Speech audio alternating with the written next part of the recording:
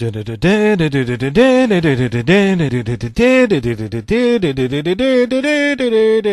name is Jonas. Did you ever hear about that show? All in the Family. The family-friendly program aired for 9 seasons from 1971 to 1979. The show starred the late Carroll O'Connor in his breakthrough performance as the cantankerous everyman Archie Bunker, who'd argue with his highly progressive daughter and stepson about social politics that affected the day. There are rumors that one episode of All in the Family was cut from the air during a reunion episode that never came to fruition. I worked for CBS in the late 70s. You can guess my age. And I managed to find the tape one night while rooting through the garbage cans looking for something to eat. Oh, I was a well-paid intern, but sometimes entire submarine sandwiches, loaves of bread, and discarded containers of hamburger helper covered in flies that removed before eating. What happened next shocked me to the very core of my being, and I won't ever forget it. A VHS tape in the garbage can. I was wearing a tuxedo at the time, and I wiped the beefaroni off of my face as I lifted the strange VHS into the air. All in the Family Guy was the name of the show. Strange. A crossover episode with cartoons crossing into the real world. How could this be? The tape was covered in blood, and blood was all over the tape, and blood was on the tracks. This was disturbing. It looked like one of the higher-ups had hid it there, away from the television viewing public, as these were the protected CBS vaults where only the executive garbage bins were stored, and only I had the key. The sacred intern key. Now listen, supposedly this episode was supposed to air in early 2000, just before the late great Carroll O'Connor died. I went home, put the tape in, and hesitantly pressed play. The intro played as usual, but the rest of the tape was seriously fucked up. Carroll O'Connor is shown holding a gun, pointing it at the rest of the cast and a variety of other guest characters, including a leprechaun, a man in a dress, what looked like a bleeding man who had marshmallows poured into his gaping, bleeding wounds, a half-black Siamese twin, and a real man dressed like Peter Griffin with broken glasses. It was tied to something metal that may have been supposed to be a time machine. All right, nobody move! Archie Bunker cocked the gun, adding a loaded bullet to the chamber. I want to know whose and when's you are and why you're here in my living room. Michael Stivic, who played Archie's son-in-law, looked upset. Arch, time travel happens all over the world and in many places you wouldn't expect. You're probably distorting time right now, and 3 different versions of you have already fired the gun. Remember when you went to the fridge to get the mustard? You actually murdered someone. Archie Bunker's brow was sweating, and he fired the prop gun into the roof. It made a shockingly realistic sound, and you see pictures of the set roof fall to the floor. Which one of you's in the cartoon? Who stole my oranges? Indeed, the camera panned to an empty bowl that was supposed to contain oranges. Michael continued. Arch, nobody stole your oranges. You probably misplaced them when you distorted space-time earlier today. When you flushed the toilet, you distorted space-time. The sound of a toilet flushing occurred, and the camera slowly zoomed into Archie Bunker's sweating, angry face. He just stared, angrily, sweating.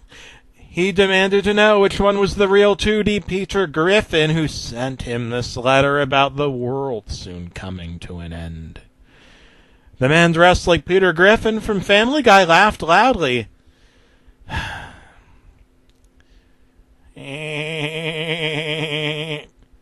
And a farting noise was heard. Who stole my fucking oranges? Carroll O'Connor pointed the gun at the smiling sweating Peter Griffin, who clearly had oranges hidden in his pants.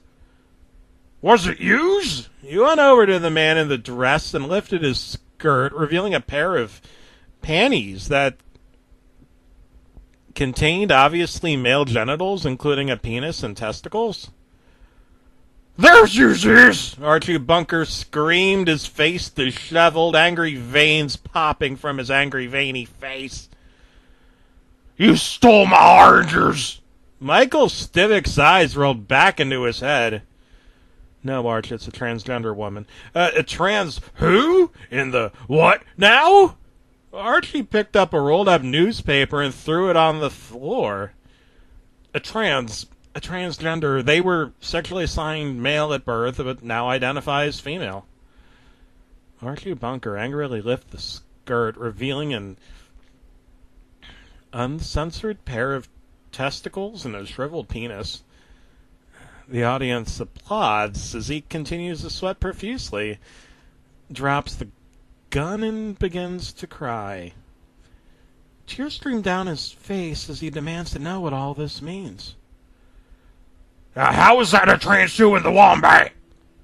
Arch, both men and women can have penises. Gender is just a social construct. That's why you yourself could sexually identify as a woman at any given time. You could even be a woman right now. Archie Bunker continued to cry profusely. There was a long, long pause. A good 15 minutes passed, and then Archie said something. Well, if anyone could be a woman, why do we call people that vaginas? The word vaginas echoed, and there was a deep silence. The camera zoomed into Michael Stivick's face, and there was no response. They just stood there, not moving. A good 3 minutes passed, and though there was the occasional cough or the sound of an audience member getting up to leave, the room was otherwise silent. The man in the dress chest opened up, revealing a squid-like creature. Archie Bunker screamed and the tape clipped. When the camera came back, they were all eating dinner angrily. The leprechaun, the transgender, Archie Bunker, Michael Stivick, George Jefferson, Gloria Stivick, the man who looks strangely like Peter Griffin from The Family Guy, half-black Siamese twin, the Marshmallow Man who is now turning red because the mallow gaze gauze was not cauterizing the bleeding marshmallow wounds, and Edith Bunker, who, as you may know, was dead. If you never saw the show All in the Family, Edith Bunker was the wife who died in the last episode, and here she was dead, sitting there, with her gaping mouth open, stuffed with mashed potatoes. Her arm was missing. They continued to dine without speaking. In fact, no one had spoken since Archie asked what you call women who have vaginas. Eventually, the leprechaun spoke, though at a low, muffled tone. Me pot of gold is just over the rainbow. Got up and left the room, puking a little. Someone mumbled, asking where the leprechaun was, and there was no response. The Marshmallow Man commented that the meat was quite delicious, and now there was a Hispanic immigrant, a furry man with his arms and legs amputated, and a man who had surgically grafted his face to his torso, sitting in the room as well, smiling. The meat was quite delicious. Then Archie Bunker finally spoke, though at a lower, more muffled speech terms. You know, when I was a kid, I wanted to sexually identify as the entirety of the New York Yankees. The entire team. Roger Maris, Elston Howard, Mickey Mantle, even manager Ralph Hulk. There was a long pause, and he started coughing. He gets up and tries to walk off the set, but some people in robes push him back and direct him to sit down. There's an argument now as they argue over how much he's getting paid against the job description, and he tries shoving one of them. They grab his arm, force him back to the dinner table, and shove mashed potatoes and strange meat into his mouth. Archie lifts the lid on a pot, revealing they've been eating part of Edith's arm. While audience members gasp, scream, and some get up and leave the studio. You even see an audience member in frame demanding to know where the exit is before he's hit with a Bam Bam style club from the Flintstones and forced presumably back into his seat, unconscious. Archie Bunker started to puke as Michael Stivic revealed they were eating Edith's severed arm. There were audible gasps and screams, but the tape continued to play, and the director filmed as if nothing had happened.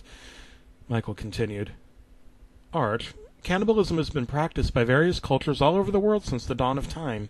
Your wife's flesh is no different from a chicken. In fact, some would even argue it's more nutritious.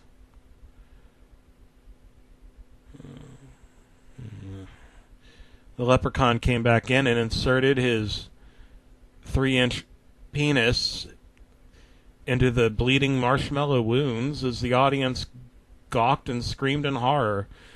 Archie starts knocking the food out of their hands, demanding them to stop eating his dead wife.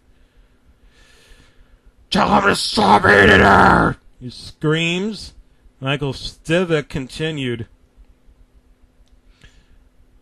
Proper pronouns, Arch. He's a leprechaun. The proper pronouns are hit, le, and ler. Indeed, a man who looked suspiciously like Adolf Hitler was now dining at the table, enjoying an ice-cold glass of his favorite soft drink and smiling away.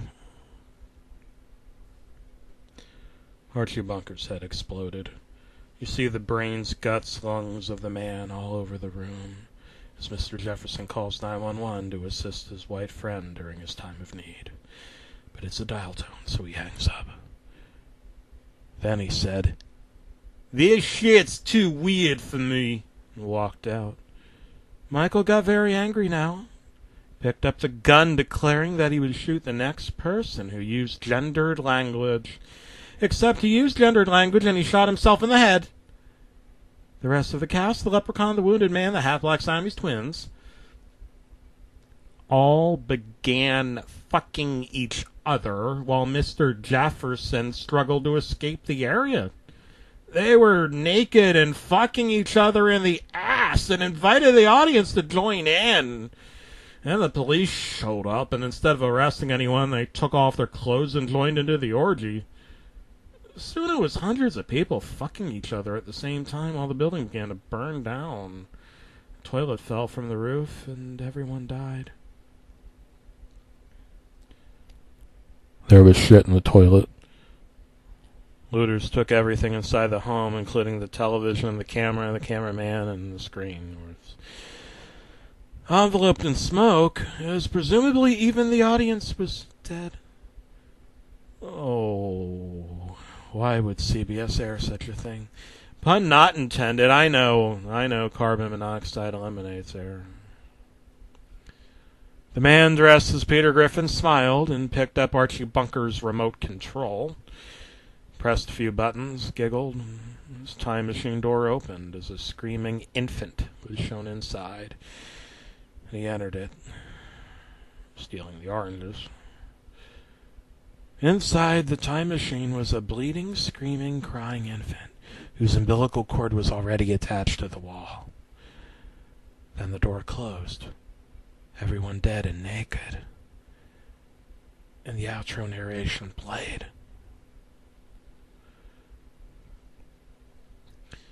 Michael Stivic spoke, though he was dead, and the voice was airy, muffled, a low tone. I sexually identify as a Spanish conquistador. Every morning I pillage and plunder in the unexplored Americas for the next available trade route. I assume my gender is the great Juan Ponce de Leon, who plundered Florida, Spanish for flowers, for the next available gold inquisition. I'm searching for the Fountain of Youth, the next available gray mass to shoot with my cannonballs in the 7 cities of gold. Soon, today, tomorrow, one day, any day, you will be my Francisco de Borja. Or Garcia Lopez, defender of my 1.8-inch river. Difficult terrain. Torrid weather. I hate myself and I want to die. Then the outro music played, and boy, the way Glenn Miller played. Songs that made the hit parade. Guys like us, we had it made. Those were the days. And you knew who you were then. Girls were girls, men were men. Mister, we could use a man like Harry Truman again. Didn't need no welfare state. Everybody pulled his weight. Gee, our old LaSalle ran great. Those were the days. People seemed to be content. $50 paid the rent. Freaks were in a circus tent. Those were the days. Take a little Sunday spin. Go to watch the Dodgers win. Have yourself a dandy day. That cost you under a fin. Hair was short and skirts were long. Clayton really sold a Wong. I don't know just what went wrong. Oh, those were the days.